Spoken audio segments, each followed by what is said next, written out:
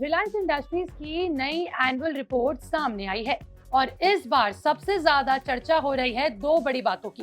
पहली, अनंत अंबानी की सैलरी में बड़ा उछाल, और दूसरी, मुकेश अंबानी ने लगातार छठे साल भी अपनी सैलरी नहीं लेने का फैसला किया। जी हाँ, जहां एक तरफ रिलायंस के बड़े अधिकारी और परिवार के सदस्य करोड़ों रुपए कमा रहे हैं, वहीं देश के सबसे बड़े उद्योगपति मुकेश अंबानी आज भी कंपनी से 1 रुपए की सैलरी नहीं ले रहे हैं।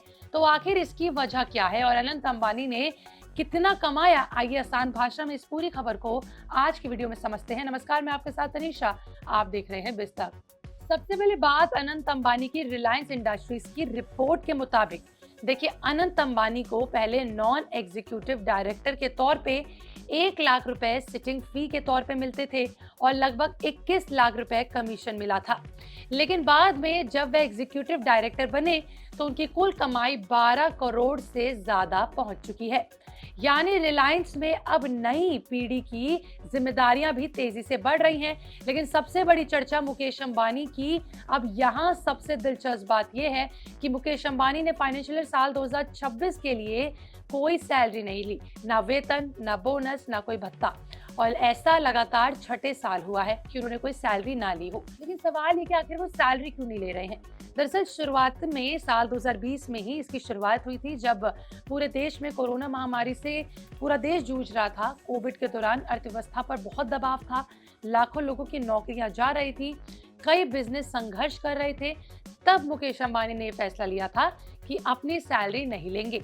और खास बात ये कि उन्होंने ये फैसला अब तक जारी रखा है। पूरे 6 साल से उन्होंने कोई सैलरी नहीं ली है कोविड के बाद से। वैसे आपको जानकर हैरानी होगी कि कोरोना से पहले भी मुकेश अंबानी ने अपनी सैलरी सीमित रखी थी। करीबन 12 साल तक उन्होंने अपनी कुल सालाना सैलरी 15 करोड़ रुपए पर ही रोक रखी थी। अब बात करते हैं परिवार के बाकी सदस्यों की कि वो कितनी सैलरी लेते हैं। तो ईशा अंबानी और आकाश अंबानी को 5 लाख रुपए सिटिंग फी के तौर पे मिलते हैं और 2.5 करोड़ रुपए कमीशन के तौर पर मिलते हैं। वहीं रिलायंस के कई बड़े अधिकारियों को भी करोड़ों रुपए की सैलरी दी जाती है। पीएमएस प्रसाद को करीबन 20.5 करोड़ रुपए मिले, जबकि निखिल मेसवानी और हीतल मेसवानी को 14.5 करोड़ तक का भुगतान किया गया। फोर्ब्स के मुताबिक बात की जाए तो मुकेश अंबानी की नेटवर्थ करीबन 100 अरब डॉलर के आसपास है। वे दुनिया के सबसे अमीर लोगों की सूची में शामिल हैं और भारत के सबसे अमीर व्यक्ति भी हैं। वहीं आपको बता दें कि अपनी लेटर में मुकेश अंबानी ने कहा कि दुनिया तेजी से बदल रही है, तेजी से इवॉल्व हो रही है। उन्होंने खास तौर पर एआई, डेटा, टेक्नोलॉजी और नई ऊर्जा को आने वाले समय की सबसे बड़ी ताकत बताया। यानी रिलायंस अब भविष्य के बिजनेस पर बहुत ज्यादा फोकस कर रही है। अब कंपनी के आंकड़ों पर भी नजर डाल लेते हैं।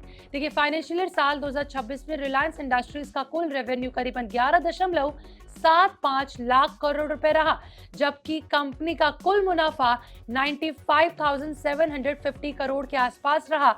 हालांकि चौथी तिमाही में मुनाफे में थोड़ी कमजोरी जरूर देखने को मिली। रिलायंस ने अपनी 49th एजीएम की तारीख की भी घोषणा कर दी है। ये मीटिंग 19 जून साल 2026 को होगी। साथ ही कंपनी ने 6 रुपए प्रति शेयर डिविडेंड देने की सिफारिश भी की है। अब ऐसे में देखिए, सवाल ये है कि ये खबर निवेशकों के लिए क्यों अहम है, उनके लिए क्यों जरूरी है? तो देखिए, रिलायंस भारत की सबसे बड़ी कंपनियों में से एक है। ऐसे में जब भी कंपनी डिविडेंड, एजीएम या फिर प्रमोटर से जुड़ी कोई भी खबर देती है तो शेयर बाजार की नजर उस पर सीधी सीधी पड़ती है। मुकेश अंबानी का लगातार 6 साल तक सैलरी ना लेना भी लोगों के बीच एक बड़ा संदेश माना जा रहा है। तो एक तरफ अनंत अंबानी की जिम्मेदारियां और कमाई तेजी से बढ़ी है, वहीं दूसरी तरफ उनके पिता मुकेश अंबानी लगातार छठे साल भी बिना सैलरी काम कर रहे हैं। कोरोना काल में लिया गया उनका ये फैसला आज भी जारी है। अब निवेशकों की नजर रहेगी एजीएम, एआई रणनीति और रिलायंस के भविष्य के बड़े प्लान्स पर। तो ये थी मुकेश अंबानी की और अनंत अंबानी की सैलरी के बीच का इतना बड़ा अंतर। आपका इस पर क्या कहना है? इसके पीछे के कारण हमने ऊपर बताए। क्या आपको भी एजीएम मीटिंग का इंतजार है? कमेंट सेक्शन में लिखकर जरूर बताएगा। मिलते हैं अगली वीडियो में, बने रहें बिस्तक के साथ।